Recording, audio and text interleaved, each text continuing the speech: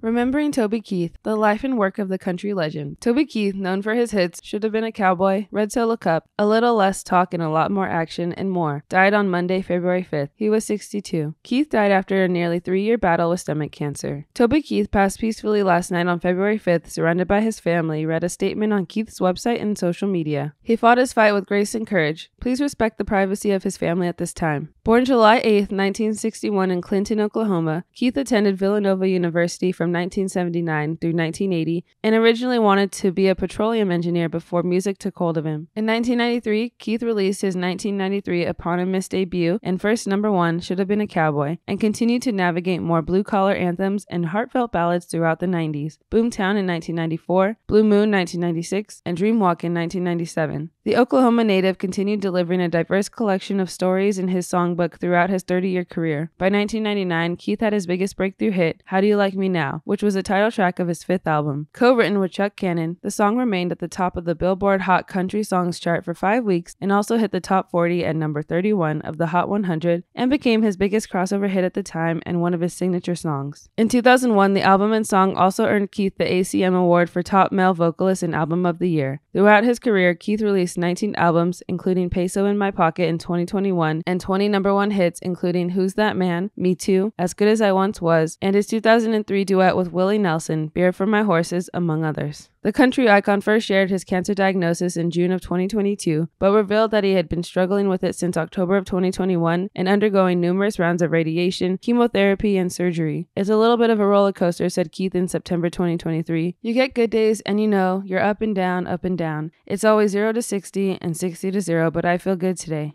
Despite his condition, Keith continued touring throughout the fall and winter of December 2023, with the final show on December 14th at the Dolby Live at Park MGM, Las Vegas, Nevada. On the day of his death, Keith's Instagram posted a video from what appears to be one of those December concerts. As the drums roll, Keith raises his guitar to a crowd of screaming fans. Keith is illuminated in the glow of the spotlight. He captioned the post, "And that's a wrap on the weekend, y'all. Back to it." Keith realized at the time that he missed performing and decided to put on the Las Vegas shows as a way of taking back his career from his sickness. "I was going to sit around here and do nothing like I have been, or get up and go outside and don't let the old man in," Keith explained via People. "It'll be my first 2 shows. They're kind of rehab shows. Get the band back in sync, get me rolling again. First time in my whole life I've been off over 2 years. I've never been off a year in my life. Through COVID and cancer, the old devil's been after me a little bit. I've got him by the horns right now, so instead of just sitting around and waiting, we're gonna get the band back together." On September 28, 2023, Keith also made a final appearance on television during the People's Choice Academy Awards on Thursday, September 28th, where he received the inaugural Country Icon Award. "I bet y'all thought you'd never see me in skinny jeans," joked Keith, accepting his award. "I would like to thank the Almighty for allowing me to be here tonight. He's been riding shotgun with me for a little while." Keith is survived by his wife of 40 years, Trisha Lucas, and their 3 children, daughters Crystal and Shelley, and son Stellan. He also had 4 grandchildren as well. Keith was married to Trisha for 40 years after the two first met at a bar. The two dated for 3 years before deciding to tie the knot. In 2001, Lucas told People, "I was 19 and he was 20. He was just one of those larger-than-life guys, full of confidence." Keith had a very busy career as a singer, but according to his daughter Crystal, he always played a very active role at home. He helped raise his children to follow their dreams. "I think it speaks volumes that the way I kind of remember childhood is I don't really remember him being gone. When he was home, he was so present that I don't remember the spans of him being gone," Crystal Keith said. "He's a lot more normal than people expect him to be. He's exactly what you get of him in interviews and things like that," she said. When Crystal decided she wanted to be a singer too, Keith advised her on the industry and also placed importance on getting a college education first and foremost. Crystal ended up attending the University of Oklahoma before pursuing music. "He didn't want the industry to beat me up on being young and inexperienced. His example was LeAnn Rimes. When she came out, she was so young and had this big, huge voice that was amazing. But then as she grew up, people still saw her as a kid," Crystal Keith said. He always said, "I earned all of this money and my kids have every opportunity to go to college." Check the link in the description for more on Toby Keith, and as always, like and subscribe for everything American Songwriter.